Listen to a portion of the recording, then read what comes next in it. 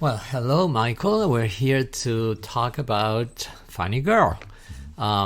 We saw it, we were expecting it, and what's your impression? Well, first of all, you should probably go see it without trying to compare it to Barbara Streisand's movie version. Yeah. Or those who were still old enough to lucky remember. enough, way back when. Well, that was 1964 when it opened. Yeah. And the movie is from 1968. Okay. So, But, I have a feeling that a lot of people maybe were expecting, something similar to the movie version, which it's not, of course. yeah. How- Well, I have to say, I like the play more than the movie in terms of book. The movie was kind of, it ended up being more like a biopic, I mean, with songs. But they dropped a lot of the good songs from the book. But they left all probably the most popular songs that everyone associates with the movie. Yeah. And the audience, I mean, just during the overture, every song they played, People Who Need People, Don't Rain on My Parade. I mean, the audience just went wild already before the play even started. Yes. So they, were very in tune and just kind of remembering the music itself. Yeah. Without seeing this new version of the play. Yeah. Which was kind of fun in a way because, I think it made not only the rest of the audience, but the actors feel like, wow, we're off to a good start here. Because the audience was so involved from the very beginning. Yeah. We have to say that it hasn't opened yet. Right. It will open April 24th, which is Barbara's 80th birthday. I don't know if that was intentional or not. But so we went during previews, but I don't think there will be major changes because normally when they start the previews, the show is already. Yeah. Sometimes they might fine tune something in particular. But I don't think they will make definitive changes. Okay, so let's talk about this version of Funny Girl, which is the first one on Broadway since the original one, which is 58 years. So why do you think it hasn't been... They never brought it back in all these 58 years? It's hard to bring back those iconic, plays with Barbara Streisand. Well, how do you bring that back? It's like West Side Story too. It took a long time for someone, maybe to get the nerve to present it again. Yeah, that's true. But also, Hello Dolly came back without Carol Channing, but Hello Dolly came back so many times over the years with so many dollies. That is true. That is true. All right, so I have to say that Barbara Streisand had, when she did Funny Girl, she had this look that by looking at her, I could see Fanny Brice. There was something, I don't know if it was the makeup or it was just resemblance, physical resemblance, but Barbara Streisand, looking at her, I saw some kind of maybe even a nicer or more better looking Fanny Brice, but a Fanny Brice. And when Barbara Streisand makes the faces, she is just like Fanny Brice. Yeah. So I didn't see Fanny Brice here with Beanie Feldstein. I didn't see. She had some facial expressions, but they didn't necessarily capture Fanny Brice's. Where I think you're right, Barbara was able to really sort of capture the movements in her face. Yeah. That were Fanny's. Well, the question is that good or bad? Yeah, Because maybe no. you could argue, hey, I wanted on purpose to move away as much as possible from both Fanny Brice, the person, and Barbara Streisand, the actor. Meaning, by now, probably nobody knows who Fanny Brice was. Right. And so it could be fictional. It could be just a character as opposed to a human being whose life we are reproducing on stage. But Beanie did have those quirky expressions. Yes. I think she put the idea across at how silly Fanny Brice was. And she, yes. And how she acted, because she was a comedian. She was a comedian, yes. And also she has a nice voice. Yeah, she has a very nice voice. So the songs were... Which Fanny did not particularly. No. I mean, she wasn't a singer. She wasn't really a dancer either. Yeah. Well, but the representation of Fanny in Funny Girl requires a singer that can, right, give all these high notes and the Beanie did a great job with that. Yes, yes. I have to say there was a moment in which I thought her voice got a little tired. I don't know if you noticed that. Well, she had those long notes, that she was holding at the end of several of those songs, which is especially really tough. The music that makes me dance, which is one of my favorite songs in the show. It's not on. The movie didn't translate that song. I mean, it was dropped, but replaced, I would say, by probably Funny Girl, which is funny because here they add Funny Girl, which was not originally in the... There was actually sort of a Funny Girl, upbeat version of Funny Girl that was written for the play but was dropped, was cut out, and then Barbra Streisand released it as a single, which our listeners can find right here as an exclusive opportunity. Well, not so exclusive because it's all over the place, but at least the exclusive possibility of clicking it away without changing pages. Right. And while all of this conversation is on their mind too, they have it right there at their disposal. Exactly.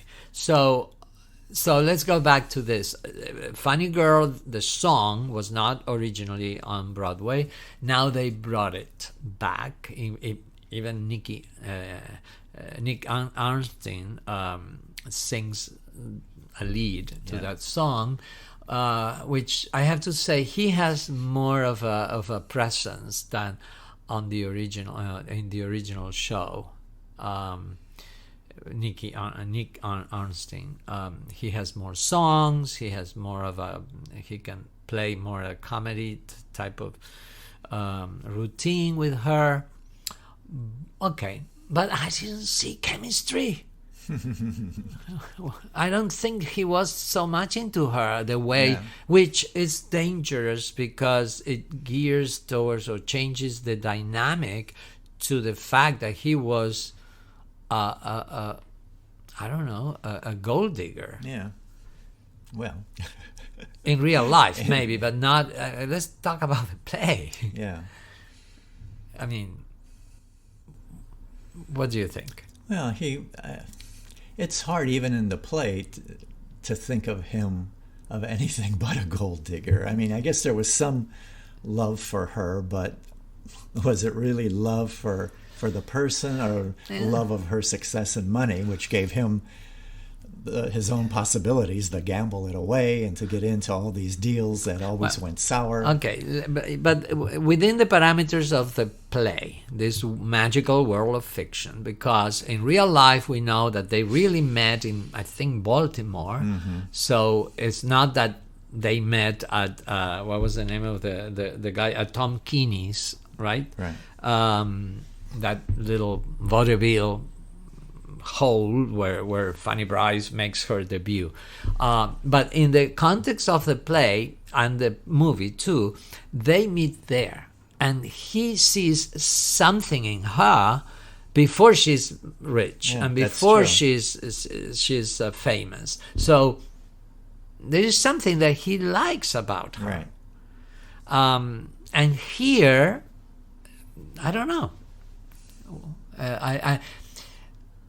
This is probably, I shouldn't say this because I don't know, maybe I'm wrong, but I think that as great an actress and comedian she is, and wonderful voice she has, I think that Beanie Feldstein was miscast. In what way? In the way that she does not make me believe that she's Fanny Brice. I got distracted. I thought, I mean, it was a play about something, but not about Fanny Brice. And also, if she was not miscast, then her mother was miscast, which Mrs. Brice played by wonderfully. I mean, I love her, Jane Lynch. Yeah. Because, I mean, it's very hard to relate the two of them. It's not that they have to look similar or whatever, but I mean, there was a huge difference. Totally opposites, which is possible. Yeah. We don't know the father. But that's true. Jane is wonderful. I love her. And, you know, whatever she does, she's always a little over the top. And probably because she is rather tall and lanky and maybe even awkward in her movements, but she plays with that. I love her. Whatever role she plays, she kind of compensates for that because she's such a professional comedian too. She's a theater presence. Yeah. She's the typical. She's one of those dames from theater. You can see her. I don't see that in Beanie. I saw her in Hello, Dolly, and she was great, but she had a minor role, you know. Leading role, I don't know. I mean, another Cinderella story is, I remember, we saw it. It was Sutton Foster in Thoroughly Maud and Millie. Yeah. Remember that she was an understudy, and then suddenly she was. I don't remember the details of the story right now, but I mean, she made it like in a movie, right? From being Miss Nobody, she became the leading actress, but she filled those shoes. She had that star quality that lights up the stage. Yeah.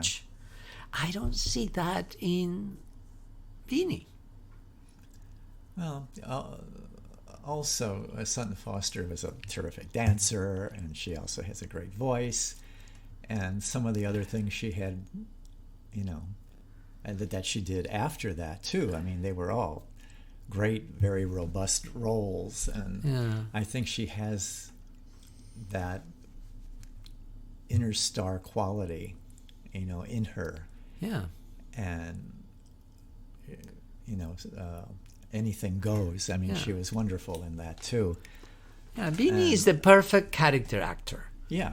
She is the one that was a showstopper. She could be so much fun playing those parts. I mean, actually, I could see her maybe 20 years down the road playing the mother. Absolutely, yeah, or one of the poker ladies. Or one of the poker ladies. If a girl is Yeah, I mean, I think she'd be terrific in that. Yeah. But anyway, so, but I think that you thought that she was. Yeah, it didn't bother me that much. I thought she did, a great job. She did a terrific job. I mean, I'm not saying she didn't do it well, but I don't know. Yeah, there were a couple of times when there seemed to be a little bit of a lull, Yeah. and I don't know if that was because of the book or the staging or what, but I just felt like, okay, let's get through this part of the scene. Yeah. Uh, Yeah, I agree. but overall, I think she did a great job, and it didn't bother me that she Okay. didn't have the facial expressions or anything. I didn't like the costumes were great, Yeah, but not great on her. yeah, yeah. That might have been a problem too. The costumes for her costumes, I think, could have been more geared, to her body type. Yeah. Maybe. Yeah. And Well, I think they were, but not in a good way.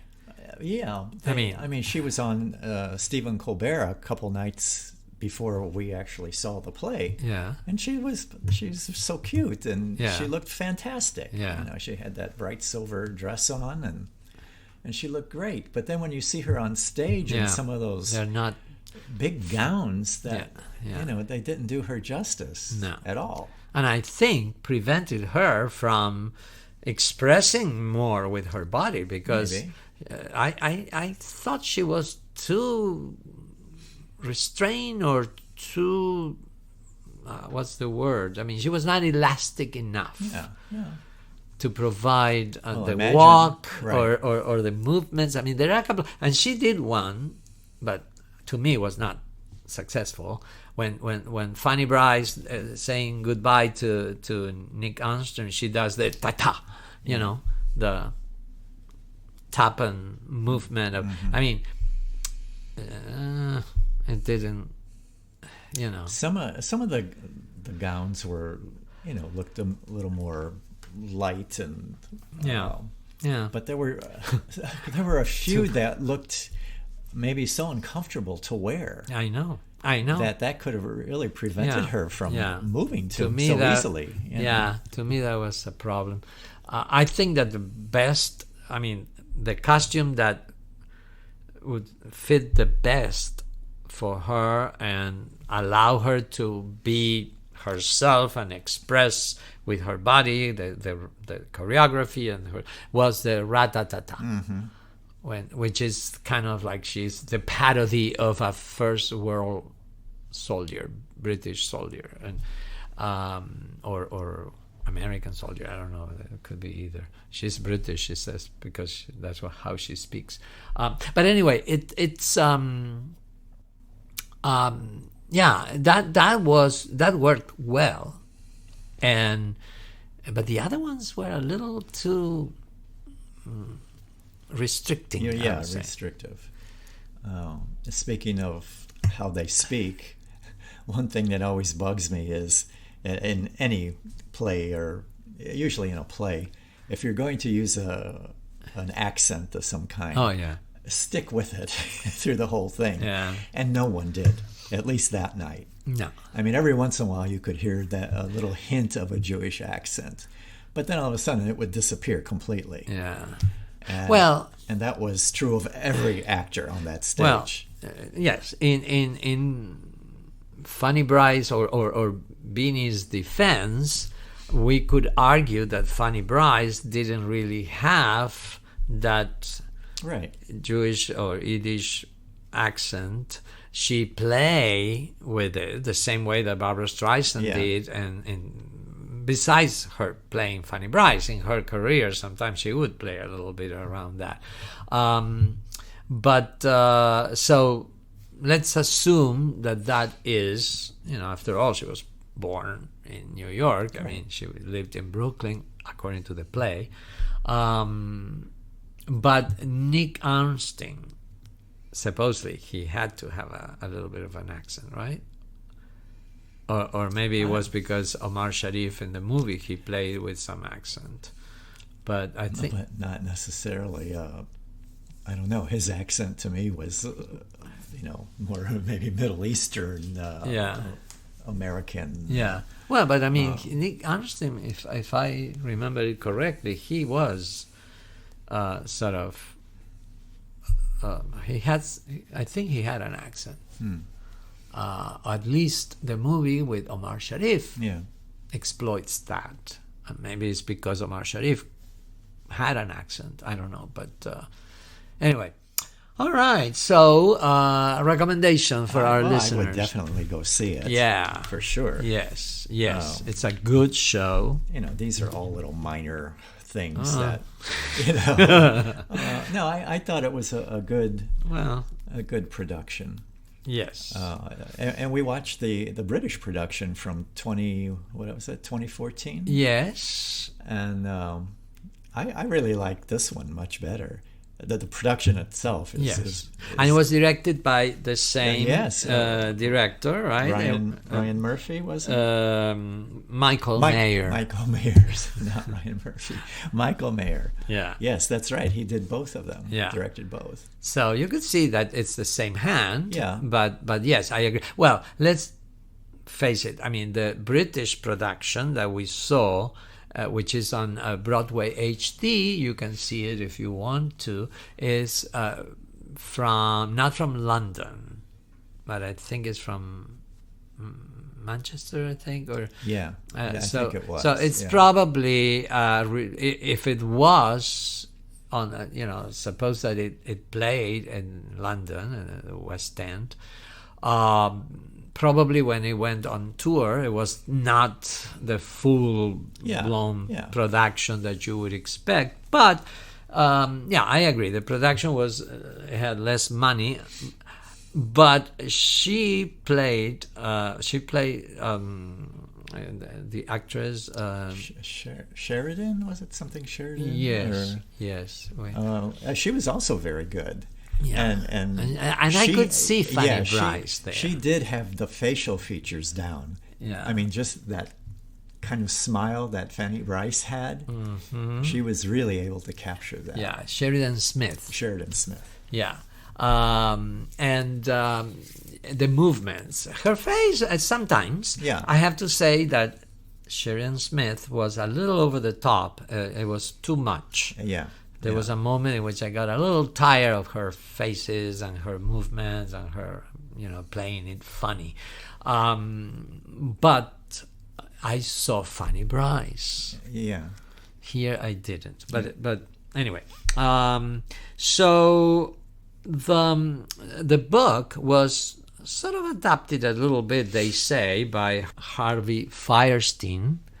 And what do you think of the adaptation?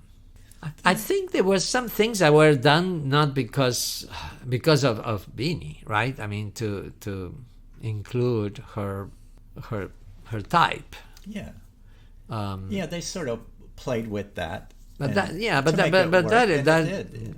doesn't even. It was fine. I don't talk. I mean, that doesn't even go into my radar, right? I mean, I'm talking more about other dynamics, like especially the reason why their marriage collapses, the fact that she's, basically in the original, there is more like she's to blame because she's the one who let the man go because she was so self-centered around her success, and she made it noticeable by being the one who could afford to pay this and pay that and do this deal and that deal, and here that thing is still there. I mean, but the angle is different.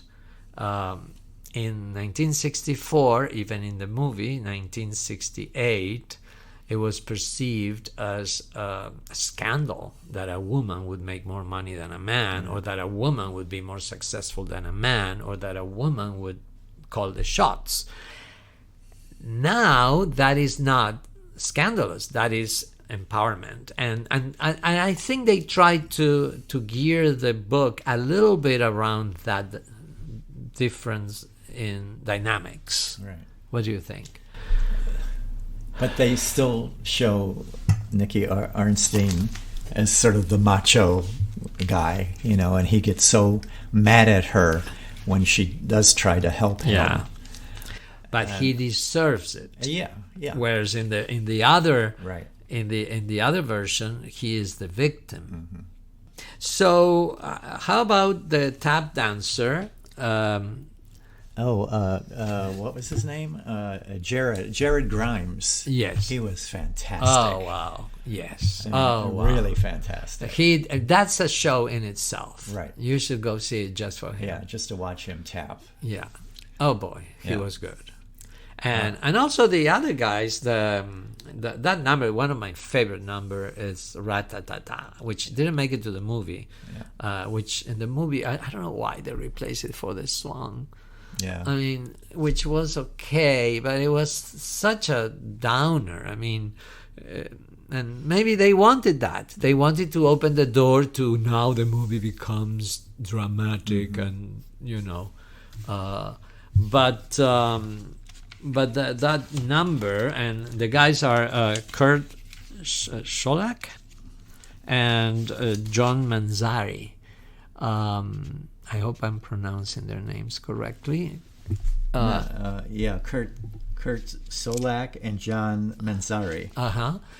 They were wonderful. That was a terrific number. Yeah.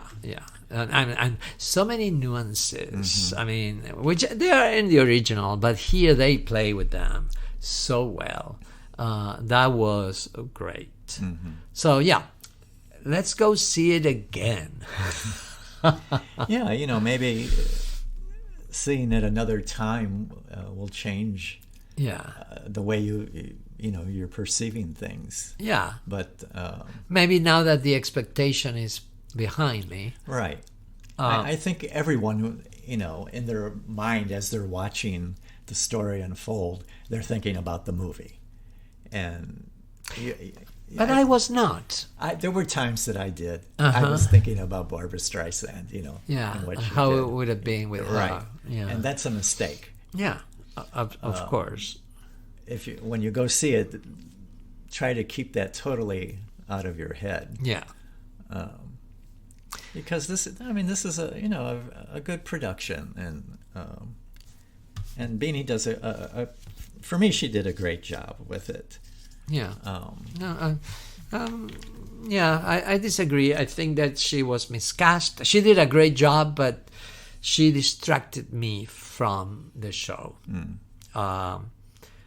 It was almost like, okay, you know, when you go to see a play, I mean, I'm not saying this was a high school production, but when you go to see a play, a high school production, and you go to see it and you overlook everything because you're looking at the kids that are playing the parts, and they're cute and they're nice and they're talented and they're promising, but they're not really put in the right part just because they deserve it, but because for other reasons. Maybe because, you know, they were good students throughout the year, maybe because it's the only choice they have.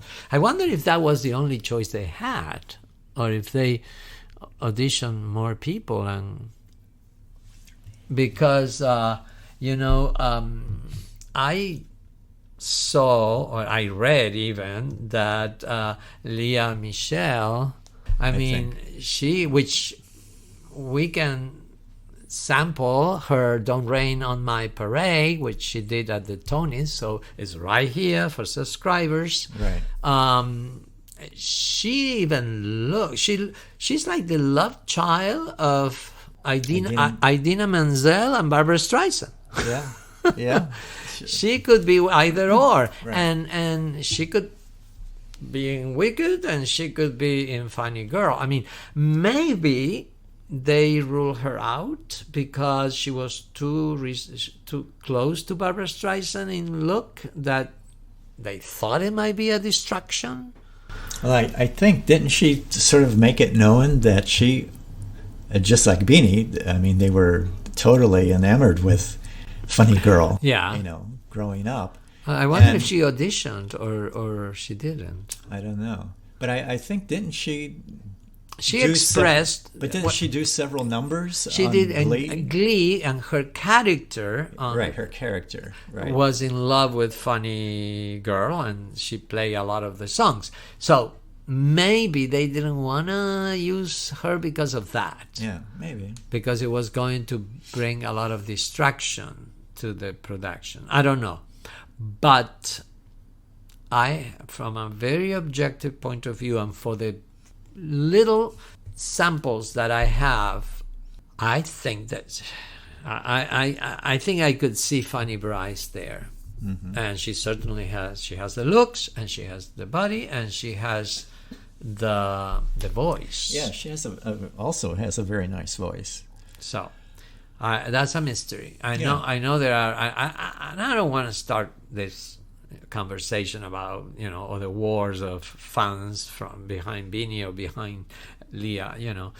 No, I mean it's what it is. But and she was very gracious. I heard that she sent a Twitter or something saying that Beanie was the funny girl and blah blah. So she was very gracious about that. But I'm curious. I want to know why. Yeah. There has to be a reason.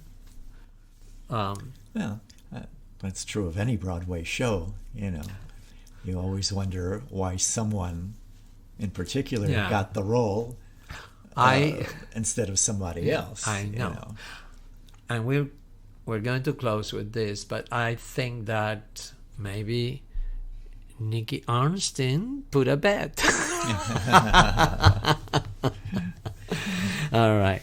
Okay, well, thank you, Michael, for chatting with me about Funny Girl. And go see it if you have a chance. Oh, yeah. You should really go see it. Yeah, oh, yeah, absolutely. And if you go and see it, listeners, send us a message. You can click right here and send us your message. And even if you don't see it, but tell us what you think of what you heard. I mean, about what we've been saying here. And give us your opinion. And, you might appear in our next podcast. All right. Thank you so much. All right. See you. Bye.